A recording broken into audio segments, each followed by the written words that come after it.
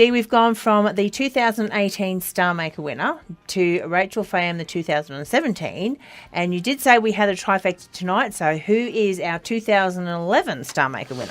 It is, of course, Luke Dickens, and he joins us now. Luke, great to catch up with you tonight. We've, as Tracy mentioned, a couple of more recent Star Maker winners, but it makes us feel a little old to think back. We're going to go 7 years ago. Makes you feel old. Gee whiz, mate. I didn't even know it was 7 years ago until you told me. A surprise. Feels like yesterday. Yeah, and of course, so much has happened in the 7 years since you were involved with Star Maker there, and of course, you always keep that title, and it's something to be proud of.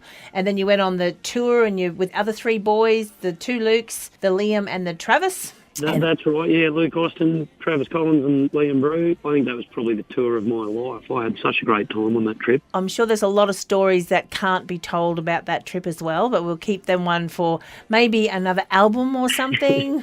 Yeah, no, I guess there might be a few, but I mean, there's plenty that can be. From the, Star Maker to that tour, and I know you're doing a lot of work down where you live, and the Queenslanders don't get to see you that much up here, but what has the rest of 2018 got in store for Luke Dickens, and maybe up this way or when people can get together with you? I'm actually getting ready to record a new album. I've been writing songs over the last few years, over the last 9 years probably. Just here and there I'll be doing something. I might be shearing a sheep or putting up a fence or doing something like that. I definitely love what I do, and I always come away from a gig or something, a festival especially, inspired again to do some more stuff. So I think over the years I've finally got enough stuff together where people at a show or at a gig would say, gee whiz mate, where can we buy these ones? And oh, well, I'll get there one day. And I think the time's finally come. Head down, bum up and do something about it. We're going to head over to Nashville and do it properly. Do believe that you've got a tour thing that you're actually taking over to Nashville and people can get involved. Absolutely. Well, people wonder why we're all going to Nashville to do it. And the reason is, to tell you the truth, everybody's got different reasons.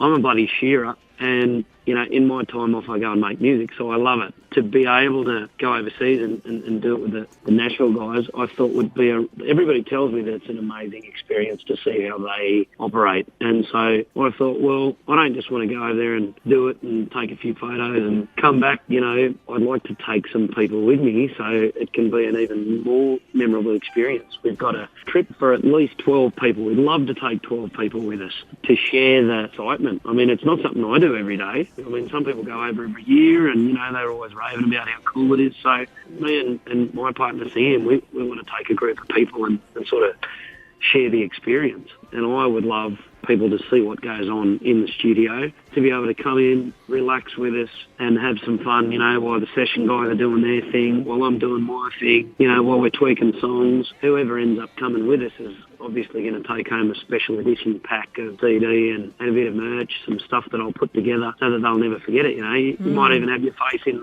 the little booklet or whatever comes with the CD. I don't know. You might even help me with the BVs, whatever it sort of takes. I think that's going to be a really memorable part. It's not just zipping over to Nashville, meeting all the famous people and coming home famous. It's all the hard work that goes behind it. So it's a really good insight if you've got a passion not only to go over to Nashville, but to actually see what goes on behind the scenes as well. And you're welcoming people in behind the scenes with you. Is that correct? It's going to be real. You know what I mean? I mean, I want to show them what's real. So I just want to cruise into the studio.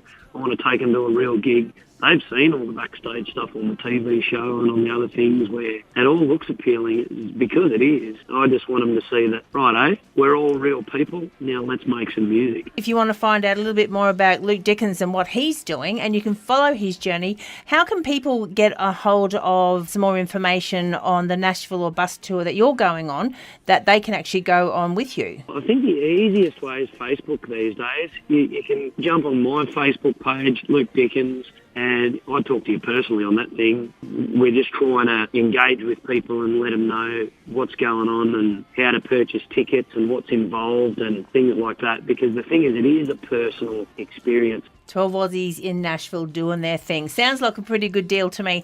But if you want to find a little bit more about it, it is going through Chris Watson Travel, so you can probably hop onto his website too and see all that sort of stuff, or Luke Dickens. But you know what, Luke? I think we might play a little bit of Luke Dickens right now and just get people into the mood. We have The Devil in the Wind. Here's Luke Dickens, and we'll catch up soon, mate. Good on you, mate.